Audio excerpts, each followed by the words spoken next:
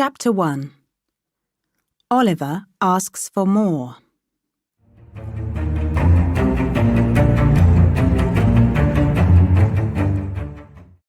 Among other buildings in a town in England, there was a house for poor people who had no money and nowhere to live. This was called the workhouse. Oliver Twist was born in the workhouse. His mother, a young woman, lay ill in bed. A doctor and an old woman stood by her side. She lifted her head from the pillow. "Let me see the child and die," she said. "Oh, you mustn't talk about dying yet," said the doctor. "No, dear," said the old woman. "You are too young to die." The young woman shook her head and held out her hand towards the child. The doctor put the child in her arms. She pressed her cold white lips to its face and then fell back. "She is dead," said the doctor. "Yes, poor dear," said the old woman as she took the child away from its dead mother. "Poor dear." "She was a good-looking girl," said the doctor as he put on his hat and gloves. "Where did she come from?" "She was brought here last night," said the old woman. "She was lying in the street. She had walked a long way and her shoes had holes in them. Nobody knows where she came from or where she was going to." The doctor raised the dead woman's left hand. "The usual story," he said. "I see that she has no ring on her finger. She wasn't married. Good night." He went home to his dinner. The old woman sat down on a chair in front of the fire and began to dress the baby. She dressed him in the very old clothes used for babies who were born in the workhouse. The child was an orphan, born into a world which had no love or pity for him. No one was able to discover who the baby's father was, or what his mother's name was. Mr. Bumble, an important officer in the town, invented a name for the baby. He chose the name Oliver Twist. "We named the new babies here in order from A to Z," he explained when people asked. "I named the last one Swubble. This one is Twist. The next one will be Unwin."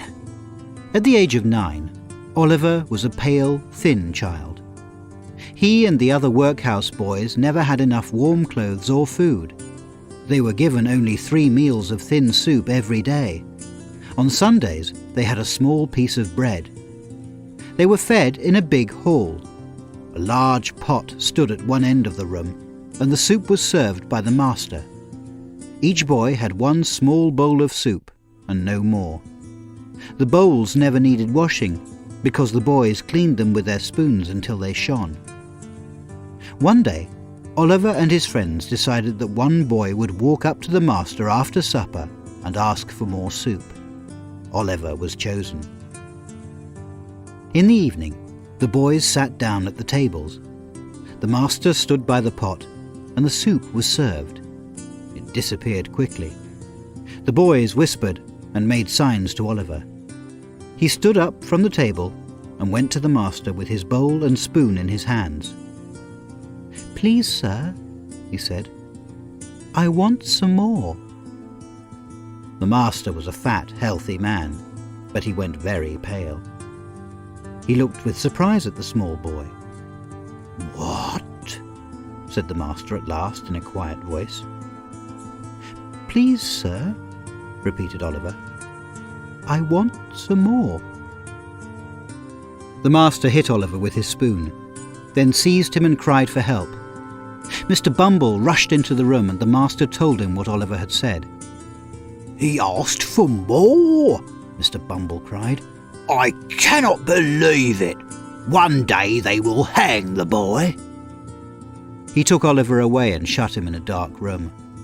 The next morning a notice appeared on the workhouse gate. £5 were offered to anybody who would take Oliver Twist. Oliver was a prisoner in that cold, dark room for a whole week.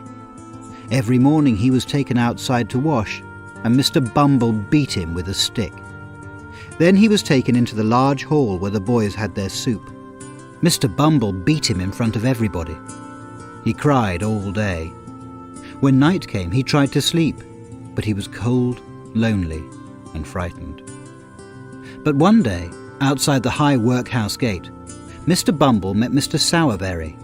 Mr. Sowerberry was a tall, thin man who wore black clothes. If you like this video, make like, share and subscribe.